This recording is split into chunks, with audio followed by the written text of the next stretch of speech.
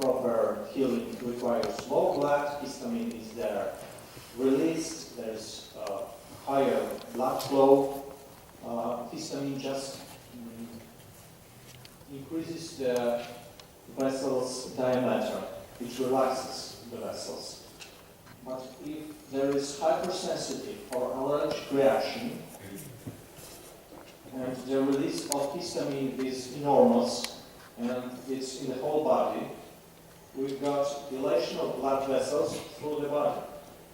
So the blood remains in the relaxed vessels, and it doesn't come to the heart, doesn't come back to the heart. And this one which comes to the heart is pumped out with very low resistance. If any pump is pumping something with low resistance on the exit, the pressure cannot be obtained. And without the pressure, the blood cannot go through the whole body. So there's also shock. The septic shock is also a kind of distributive shock. But it's too ambitious to speak about it today. That's the story for several hours. Until you finish your studies, the knowledge about septic shock will be perhaps twice bigger than it is today. So be ready for hard work.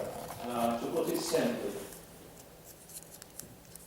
pathological process, or rather processes, which are present in the septic shock, they paralyze the smallest muscles of the smallest arterioles. You remember at the picture of microcirculation,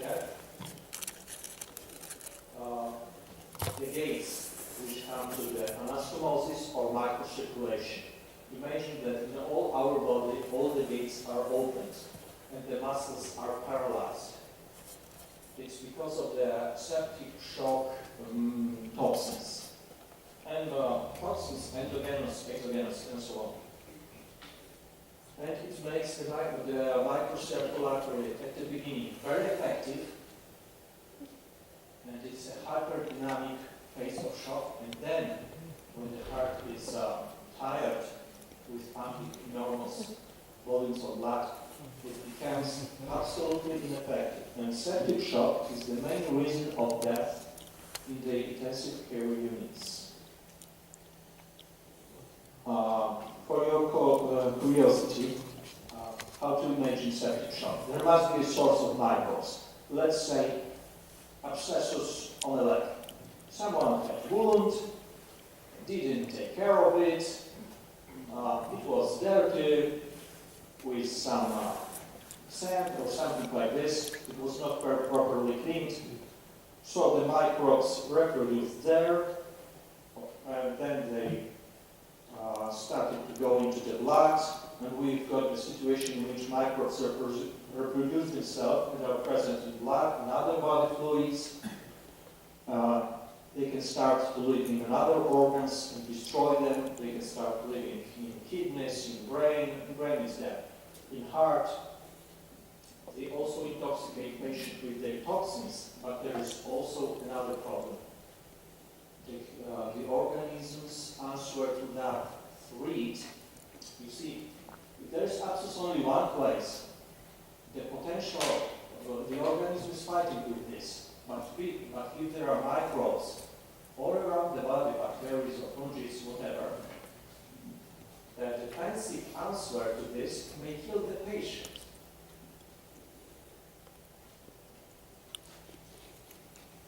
Endothelium is a single layer of cells which are inside the vessels.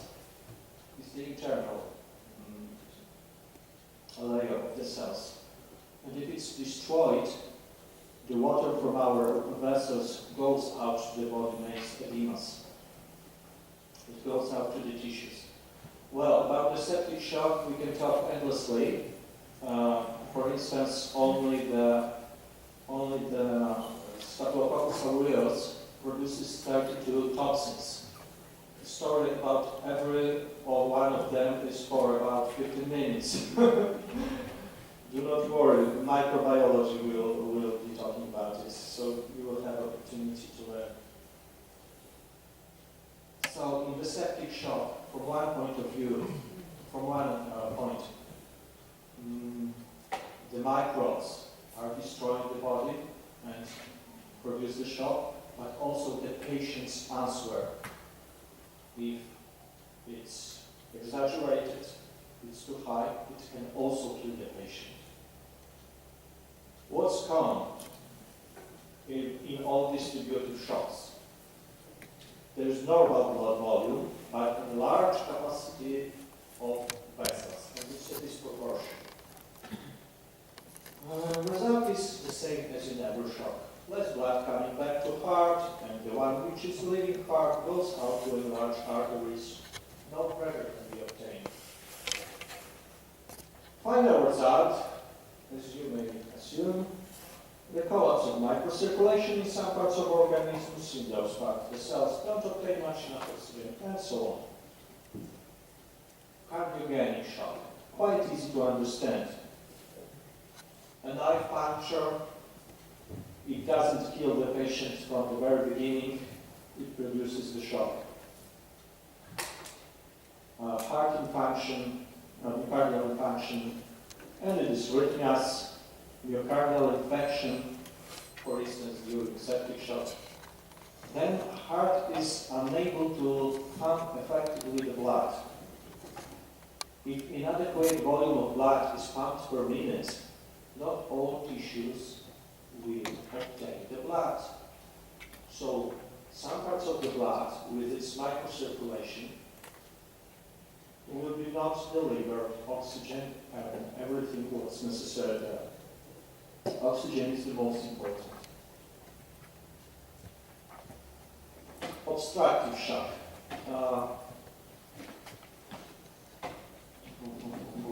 As I said, it's for instance something which stops the pulmonary shock.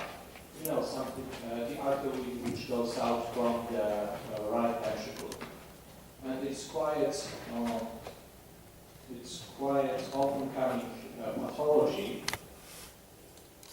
which goes on with the thrombosis. If the thrombus exists in a big vein, in a large vein, it can start moving with the blood flow from veins. It goes to the right side of the heart, and from the right side of the heart it goes to lungs.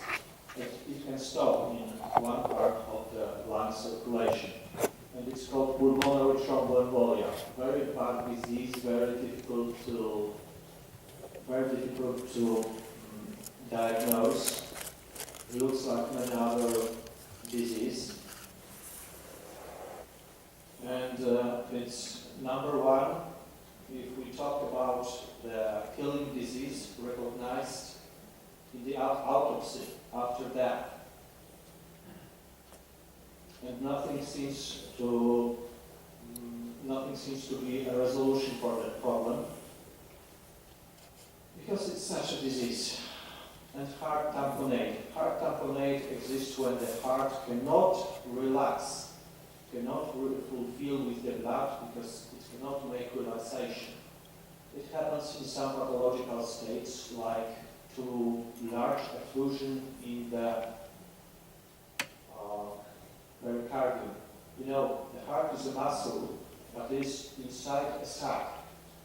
And there is very little, maybe 1 millimeter distance between the wall of the sac and the wall of the myocardium, or maybe less.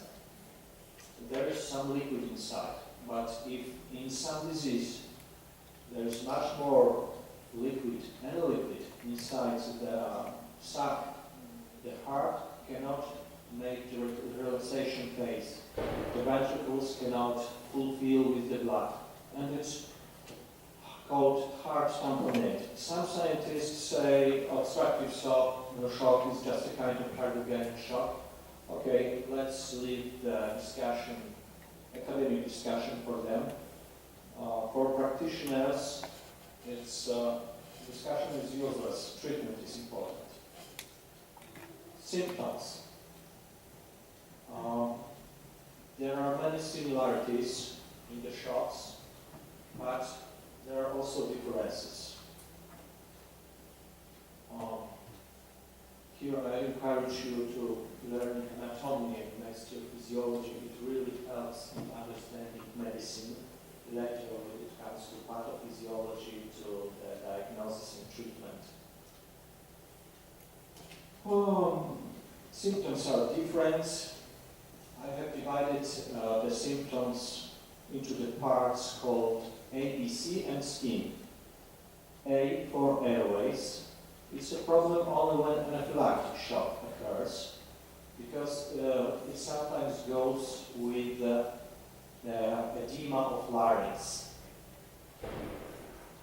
And if bee sting in the mouth in an allergic patient happens, you might be sure you will not intubate the patient, you will not obtain airways easily. Well, for the very first minutes you can. You have to cut the ligamental conical.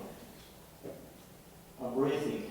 Breathing is a perfect symptom because it's very difficult to make a false picture of the breathing.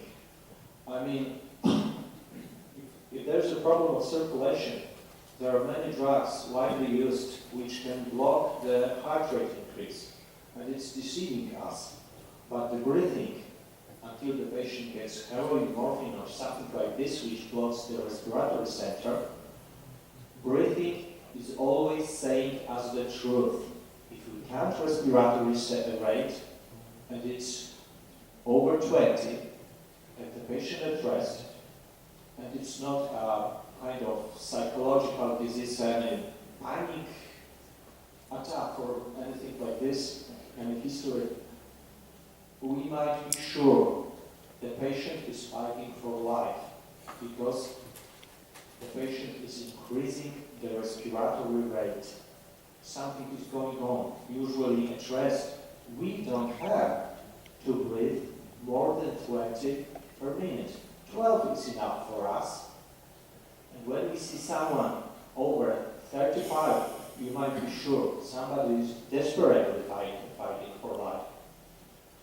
And even if the blood tests that you do don't reveal any abnormalities, but you see that normal blood tests are obtained with such an effort of the patient, you know it's something wrong.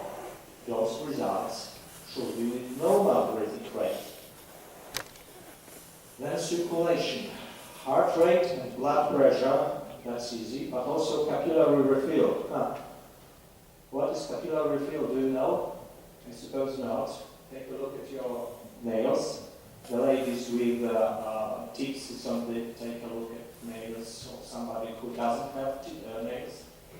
Press it strongly to obtain it pale. Yeah? Release and watch how fast it spins again. It should be in 1 second. Isn't it?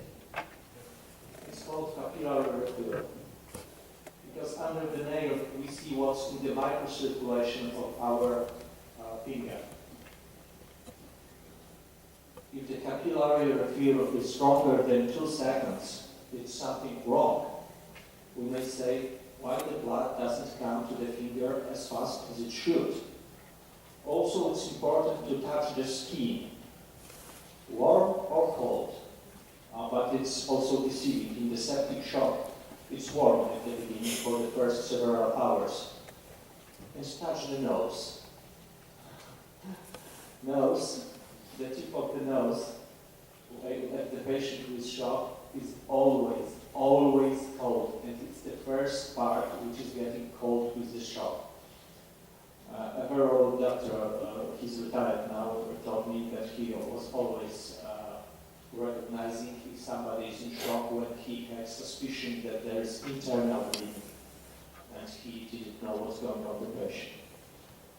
To put it simply, if you see a person with big heart rate, high breathing rate, and cold nose or skin or capillary refill, you might be sure, no, you must be sure something wrong is going on. More detail. Symptoms of hypovolemic shock. Of course, high heart rate. Because less blood must circulate faster. So the heart rate is growing and growing and growing. Prolonged capillary refill, because there is not enough blood to get in there. Low arterial blood pressure, because there is not enough blood to fulfill the circulatory system. High respiratory rate. The blood is going through the lungs in a very fast way, so the person has to breathe very fast to deliver oxygen to every new portion of blood. Cold skin. Our organisms started to, if they start to preserve blood for brain, heart, so it says, sorry, the warm night blood will not get to the skin, especially distal parts and tip of nose. Low urine output. If you see the catheter, if you touch it, if it's warm, you know, the fresh urine is in there, so everything is okay. If the kidneys are giving up the urine, that means they've got good pressure, good flow. Yeah? But if it's cold, and if we see that has not been any urine, for instance, any new urine for 2 or 3 hours, that means the organism preserves the urine in the water and does not produce urine. And the color of urine is quite important. There are very simple steps that if you are aware and if you know, you can recognize many diseases without any special computer tomography or something like this. If the person is conscious, anyone in hypovolemic shock will present agitation, disorientation, finally loss of consciousness. Well, although I've seen once a person with hypovolemic shock due to hemorrhage with a very good humor, but he was completely drunk and idiot. The rest depends on the subtype of shock. Sometimes we see the social bleeding, and it's easy to make a diagnosis. Sometimes we see the symptoms of internal bleeding. For instance, one leg has got much larger diameter, and you see it was trauma to this one. Inside the femur, inside those muscles, up to 2 liters of blood can be hidden. Yeah? Inside the abdomen, all the blood can be put in there. Sometimes we see the burns, and we know it's the reason of hypovolemic shock. Sometimes we may see a very large abdomen, and we consider if this is blood or just water or effusions. Sometimes people are saying about vomiting, diarrhea, or receiving high dose of diuretics. Distributed shock. Diuretic is something that must be discussed. Of course, high heart rate, because the heart is trying to deliver blood to tissues. Of course, high respiratory rate, because the blood is going around faster. Prolonged capillary refill in the first phase is normal capillary refill. The skin warm at the beginning and cold later, as I said before. The blood pressure higher at the beginning of septic shock, but later it goes down enormously. Low urine output, if there is any urine, if it is darker. Psychological, also agitation, dizziness, disorientation, up to loss of consciousness. Sometimes we see the reason. Neurologic trauma, especially in the neck. We see allergy on the skin or some edemas, and we know it was steeping or taking any new medicaments. Or somebody has taken too many vasodilating vasodilators. Symptoms of cardiogenic. Well, the easiest symptom is the knife in the chest, but it doesn't happen often. Of course, in cardiogenic shock, it can be absolutely different. Maybe high heart rate or low heart rate or arrhythmia. Why? Because if the heart is sick, it can have different dysrhythmias, and just the low heart rate due to the, for instance, myocardial infarct can be a reason for the shock. Low arterial valve, blood pressure from capillary refill, very important. Dark violet mouth. If you see dark violet mouth, that means that mouth which are very close to the heart have deoxygenated blood. If you take your finger and press it, after half a minute, you will see that your finger becomes violet, yeah? If somebody has got mouth like this, that means he obtains directly from the lungs the oxygenated blood. And it can be a heart disease or lung disease, but it's something in the central part of the body. I hope I don't disturb you if I ask you for stop. Health skin, especially distal part of limbs. Low urine output, if there's an urine that is darker than usual. Why is the urine darker or lighter? It depends on the gravity. It depends on how much of water is inside. If we take a walk through Sahara without water, soon we shall see our urine very dark, or it will be stopped, because we are losing water another way. But if we are at home with air condition and we drink a lot of water, the urine will be very light. Psychological, like everywhere. Agitation, dizziness, disorientation, loss of consciousness. The rest depends. Sometimes we see the knife in thorax or a puncture, and even if someone is saying, oh, it's nothing, it was just, I dropped on a handle of the door, something stupid. Generally, with cardiogenic shock, the cardiological diagnostic procedures must be done.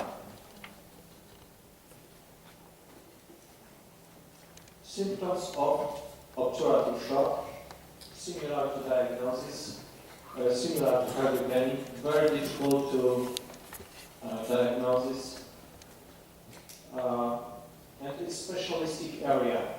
And I've written here the treatments.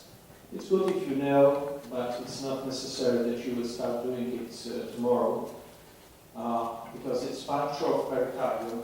A big needle must be put in here, just by the sternum.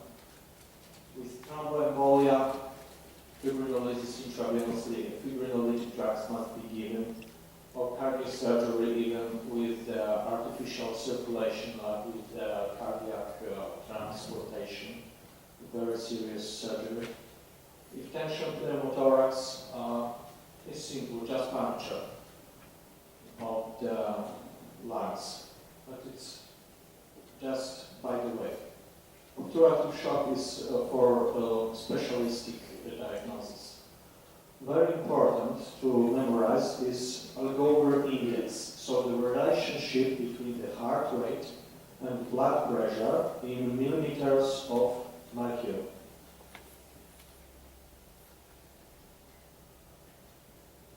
If it's 0.5, like with everyone with us, a heart rate about 60, blood pressure about 120, it's 0.5. It's okay, no shock. If it's about 1, for instance, blood pressure 120 and heart rate 120, that means the shock is coming. If it's over 1.5, for instance, heart rate 150 and the blood pressure systolic, it's systolic, S is for systolic, only 75, the shock has came. Treatment of shock is always in two directions. The cause, if possible, and we call it causal treatment. The symptoms, the symptomatic treatment is what we do always, all the time.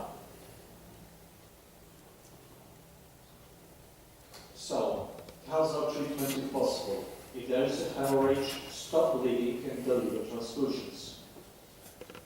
If there is a septic shock, of course antibiotics, and removing the source, for instance an abscesses, if it's only possible. If it's burn, first part of treatment is cooling, but if the disaster happens and we cannot take out the excess of temperature of heat, we just have to deliver water, proteins, and surgical treatment. If cardiogenic, or the heart is treated according to the disease. For instance, percutaneous transluminal coronary angioplasty in the treatment of coronary disease. And obturative, dissolving or removing the thrombus, puncture, or tamponade. If we do symptomatic shock, if we want to do symptomatic treatment, vasopressors, I mean the drugs which bring back the tension of the vessel wall, which increase the tension of the little muscles which go around the arteries. Something like noradrenaline or adrenaline, especially for distributive shock. Of course, we have to give the patient oxygen and/or ventilator, heart stabilizing drugs, blood. We have to make again the appropriate volume and constituents. I'm close to the end. Stabilization. We have to control coagulation system, output, urine output. We must do physiotherapy, painkillers, sedation. Summary. Shock must be recognized as the collapse of microcirculation. No, not to be correct. Hypovolemic, distributive, cardiogenic, obstructive. The types that you must know from now to the end of studies and later probably. Different types of the same microcirculation collapse. Doesn't matter which shock it is, it always comes to brings the same problem. The treatment should be causal and symptomatic, and the nurse. Now, perfect nursing at ICU is essential, and this is the topic of the next lecture, and we'll meet next week. Thank you very much.